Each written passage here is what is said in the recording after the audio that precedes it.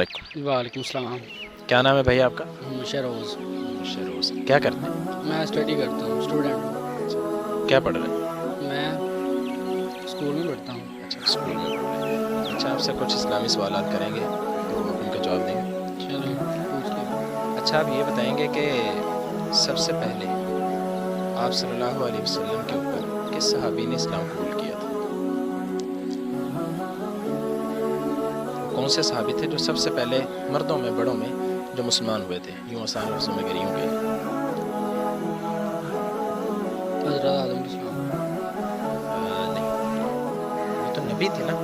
آپ صلی اللہ علیہ وسلم کے اوپر سب سے پہلے کس نے اسلام قبول کیا تھا؟ نہیں پتا.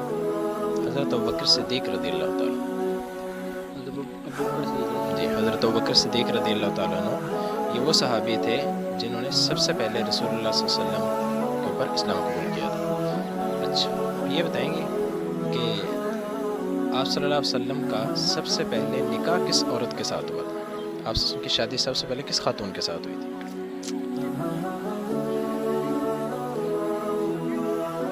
حضرت فاطمہ. نہیں, وہ تو ان کی بیٹی تھی نا. بیٹی. وہ تو آپ صلی اللہ علیہ وسلم کی بیٹی تھی. آپ صلی اللہ علیہ وسلم کی شادی سب سے پہلے کن کے ساتھ ہوئی؟ سب سے پہلے نکاح کس خاتون کے ساتھ ہوا؟ نہیں پتا. یاد نہیں. اچھا یہ پتا ہوگا کہ عورتوں میں سب سے پہلے کون سی خاتون تھی جو مسلمان ہوئی تھی؟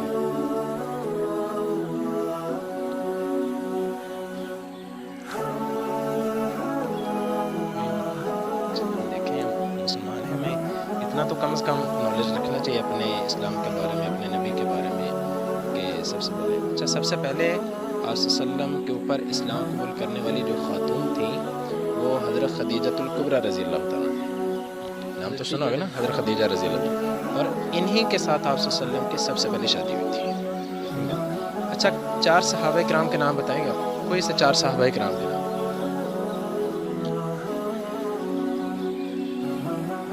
حضرت ابوبکر. جی ابوبکر. اور حضرت علی. جی حضرت علی. اور حضرت اسٹین. حضرت اسٹین. حسین رضی اللہ. حضرت محمد صلی اللہ علیہ وسلم.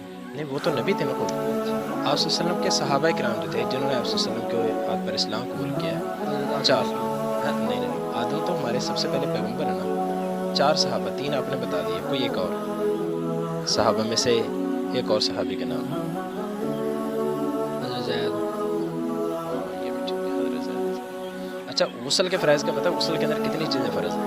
ہم غسل کرتے ہیں پاکی حاصل کرنے کے لیے, جب پاک ہونے کے لیے غسل کرتے ہیں تو اس میں کتنی چیزیں فرض ہیں؟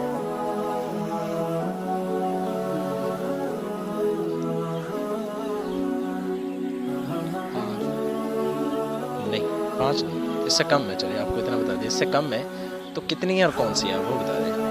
کون کون سی ہے؟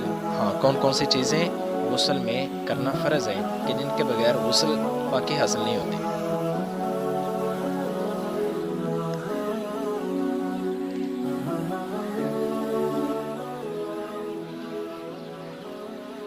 کلی کرنا اس میں. ہاں کلی کرنا, لیکن کلی نہیں, اس کو ہم کہیں گے غرارہ کرنا. غرارہ کرنا جی. اور دوسرا اور چہرہ دھونا. غسل کے اندر, غسل میں